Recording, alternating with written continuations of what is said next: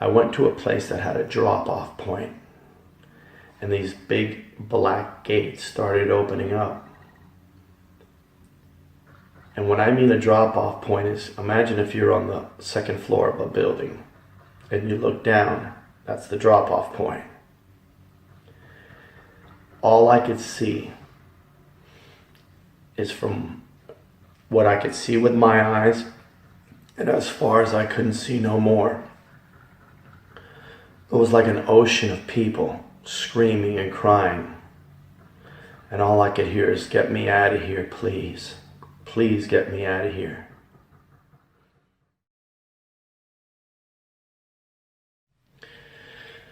Good morning, my name is William Borna. I've been holding this testimony since July of 2000.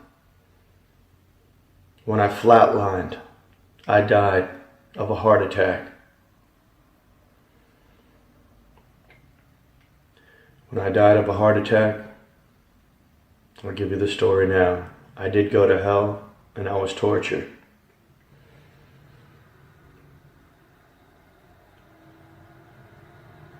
I've been holding this testimony for 16 and a half years.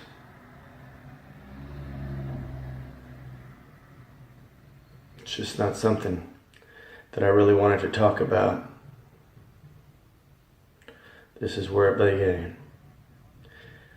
Since I was 15 years old, all I liked was to party and women. That was it. How many women can I sleep with? And how much partying can I do? I'm 50 years old. I was a teenager in the early 80s in Miami when the money was flowing.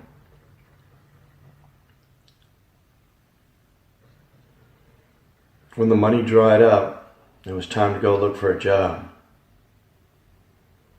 I would go from place to place looking for a job, and I could never find one.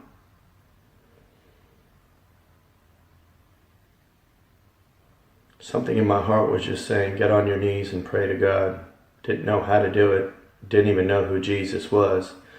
But I'd walk into a church and I said, "Do you mind if I get on my knees? I need to ask God for a job." "Yeah, sure."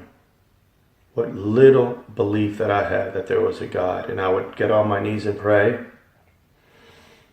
And 2 or 3 days later, I'd have a job. And I would look up at heaven and I'd say thank you. And that was the last time God that I didn't know would hear from me, because I didn't know him. I always believed that there was a God, just like everybody does. Even the atheists believe that there's a God. They're just lying.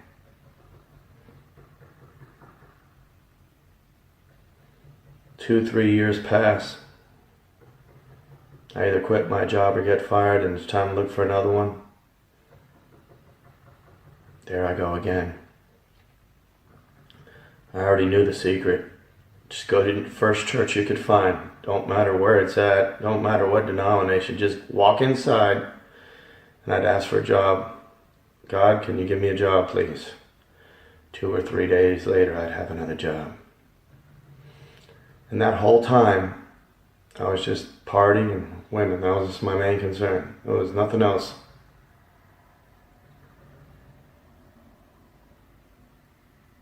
I would hear a little voice that would try to talk to me, and it was God. He'd said, "Son, I need you to work for me." I didn't know who God was. I just heard the voice saying, "I need you to work for me." I knew it was him. I knew it was God, the God that I didn't know. I didn't even know his son's name was Jesus. And I used to tell him, "God, I respect you. I know you're for real. Every time I ask you for a job, you give me one. But I like my women. I like South Beach. This is my home, South Beach. This is where I like to party. Leave me on this side, and you stay on that side." That was it. That was it. The 1996 was the last time I asked him for a job. I needed a job. This was 3 times. I go back to a church. I used to go in and out of jobs. And I'd go back to just a church in 1996 and I asked God to help me out. Please give me a job. Within 3 days he gave me a job. Again, for the 3rd time. And from 96 to 2000, I kept hearing that voice, son, I want you to come work for me. And I kept saying the same thing to him. Same exact thing. I was a recording machine. Let me stay on the left side. I like South Beach. I like partying and I like my women. In the year 2000 is when I died of a heart attack. I'm going to explain it to you as I'm on my knees right now in front of God. This is the prayer room in my house. This is where I bend my knees daily. This is where the beginning of wisdom is fear of the Lord. In the year 2000, I flatlined. I had a heart attack. If you ever seen someone have a heart attack, they just fall. Their whole body falls. Unfortunately, I fell on my face. Why am I doing it in the prayer room? Because the day I died, we have a spirit that's inside of us. We have a body. We have a spirit. We have a soul. And we have a body. This body died, fell on the floor, dead. The maggots will eat it up once you die. That spirit never dies. So, when I flatlined, I'm going to start my story right now exactly the way it was. If you ever watched a movie called Ghost with Patrick Swayze and Deneen Moore, there was a thug-looking kind of guy with a fro. He was a Latin guy. That's what I could tell you. Okay? And he was the one that was going to kill Deneen Moore. And if I'm correct, no, I don't remember if he killed Patrick Swayze, no. You know who I'm talking about. The Latin guy in Ghost. He got hit by a car. When he died, those little black moles came to get him in the movie. That is exactly what happened to me. Whoever did that movie knew exactly what they were talking about. Those little black moles came to get me. My body is dead on the floor. All I could remember is that they were grabbing my feet and they were bringing me down. There was many of them. While they were bringing me down, my body's on the floor. My spirit and soul is coming. I'm alive now. I'm awake. Now I have another body because I'm feeling pain. They were sticking their fingers in my eyes. They were sticking their fingers in my nose. They were biting my ear. They were gouging me. They were spitting on me. They were cursing me. I couldn't even cry. I was just being tortured. It was just so much pain. Nothing could come out. I was crying with inside. Never knew God, never knew Jesus. I went to a place that had a drop-off point, and these big black gates started opening up. And when I mean a drop-off point is, imagine if you're on the 2nd floor of a building and you look down, that's the drop-off point. All I could see is from what I could see with my eyes, and as far as I couldn't see no more. It was like an ocean of people screaming and crying. And all I could hear is, get me out of here, please. Please get me out of here. I never knew what a pastor was.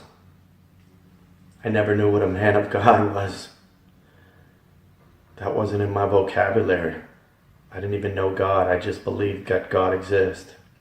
So when these gates, which are the gates of hell, I learned later on in the book of Revelation, it talks about the gates of hell. These things that were biting me and torturing me were going to push me into that pit. Before they could push me, I got to see a good minute. And I got to look down. Like I said, I never knew what a pastor was.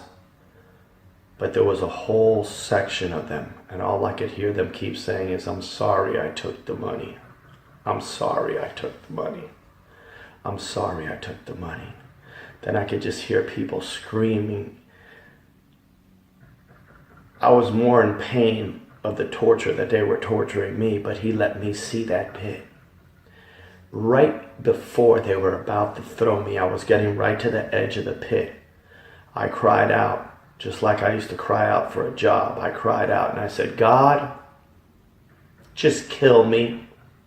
I know I belong here, but don't let me suffer like those people. My cry to God was for him to kill me so I wouldn't suffer. Your spirit will never die. It will last forever. Infinity times infinity times infinity times infinity. I'm here on my knees telling you the truth. That there is a hell. I was tortured.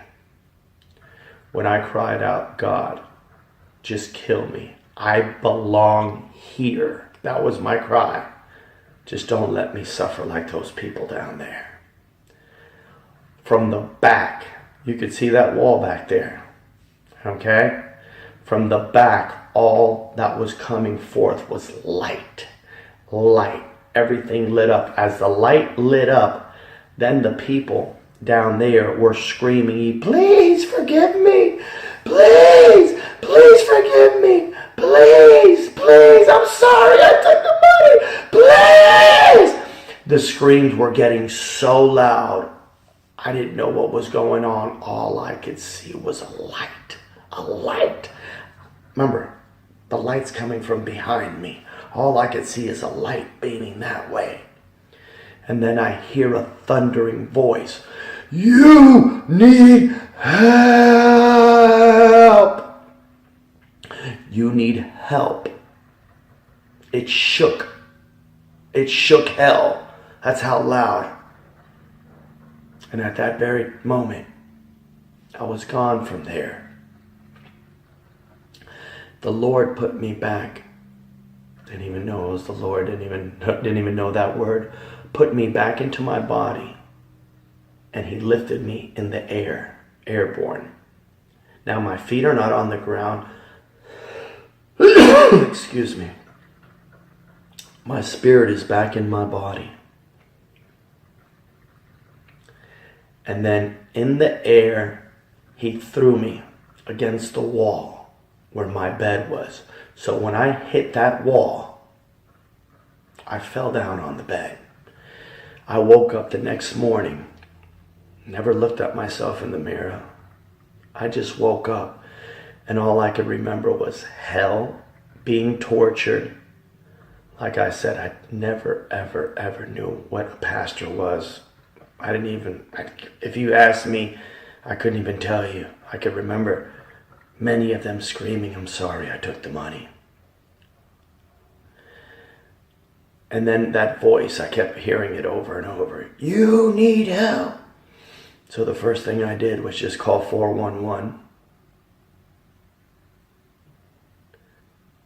And it was early in the morning. I go, is there an Alcoholic Anonymous meeting? Is there a drug meeting? Yes, there's one that starts at 9 o'clock. This was on a Sunday, so I went to Coral Gables, Florida, to a school. I think it was Coral Gables High School or something. They had meetings in there, or somewhere in Coral Gables. And I sat there in that meeting. This is in July of the year 2000. And I got there for the first meeting at 9 o'clock. Never said a word to no one, just sat down there. Didn't hear one thing one person said, just sat there. I was a zombie. I remember some guy tapping me on the shoulder and he said, sir, it's time to go. And I looked at him And he said, "Sir, it's time to go." And I couldn't speak it. I said, "I just got here." He said, "Sir, you've been here since 9 o'clock in the morning. It's 10 o'clock at night. You've sat through about 5 or 6 different meetings. You haven't moved. Nobody's..."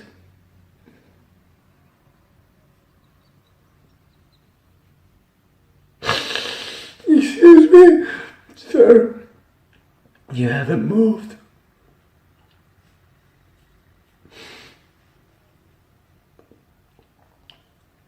Hell is for real. I was tortured in hell.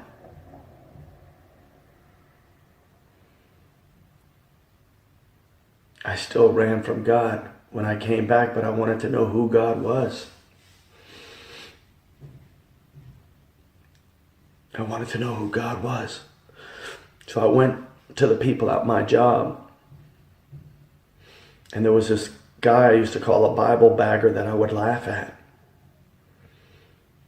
And he said to me, I said to him, "What happened that I died, that I went to hell, that I was tortured? I want to know why God saved my life. I just had to know. I knew it was God. I just wanted to know why. I didn't know that it's because he loved me. I didn't even know that. I couldn't even fathom that. I could not think in my mind that God loved me so much that he saved my life. I didn't even know why." He said, "Dude, that's all the drugs that you did. That's all the alcohol. I can't help you." I made fun of that man. I tortured him. I used to laugh at him every single day, so I don't blame him. I don't blame him at all. Then I kept searching, so then I went to a booth, went to a Catholic church, and I just said, if I confess my sins, maybe he'll tell me why.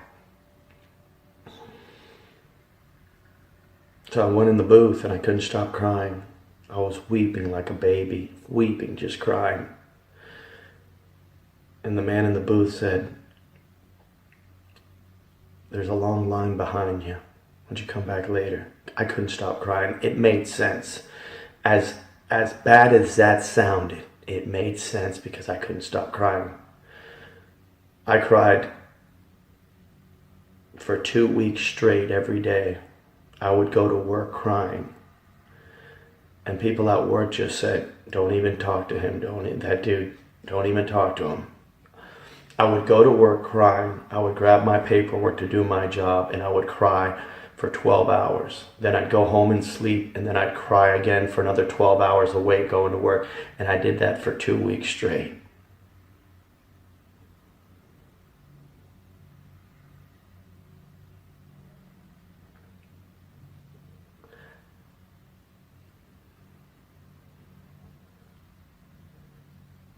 I've been working for the Lord Jesus Christ since the year 2000, since the day I gave my life up to Jesus. I've been holding this testimony for 16 and a half years.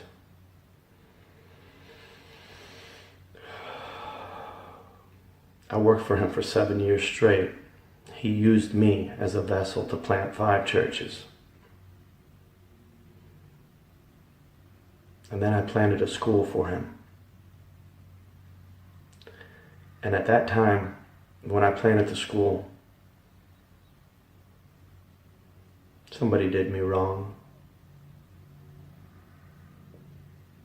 And I was tired.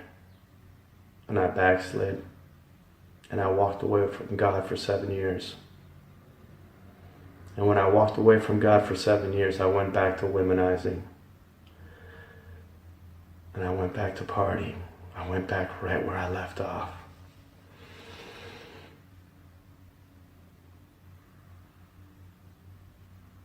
I went back to God just to pray to him one time. And I said, "God, can you take away these pills that I'm taking? I'm taking about 10 a day. God, please." Could you take away the perverted mind that I have with all these women, please?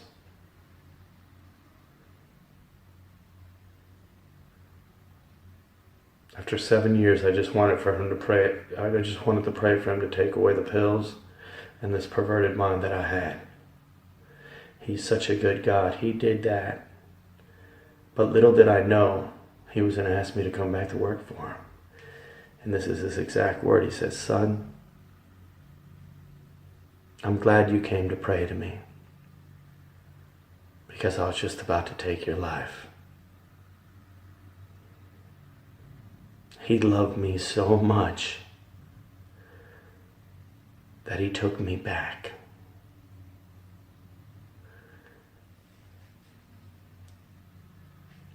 I'm going to change this testimony right now. I'm going to speak directly to the pastors out there.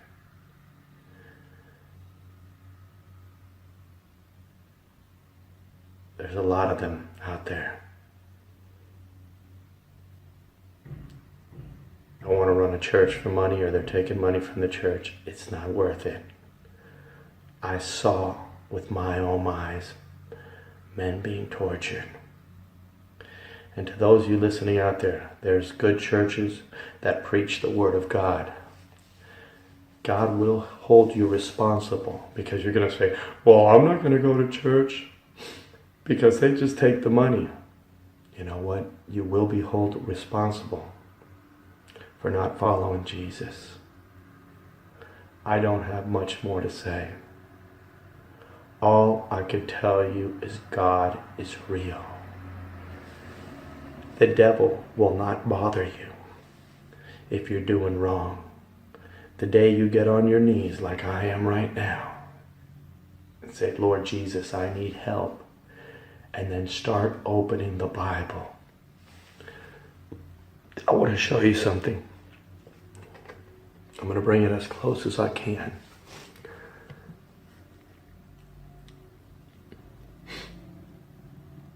That's where they were throwing me in right there. I had that. Somebody drew a picture of that. That's where they were throwing me in right there. That is for real. There's a lot of good people in hell that didn't do nothing wrong to nobody, but they did not accept Jesus. Bad people go to heaven because they accept Jesus. Good people go to hell because they don't accept Jesus.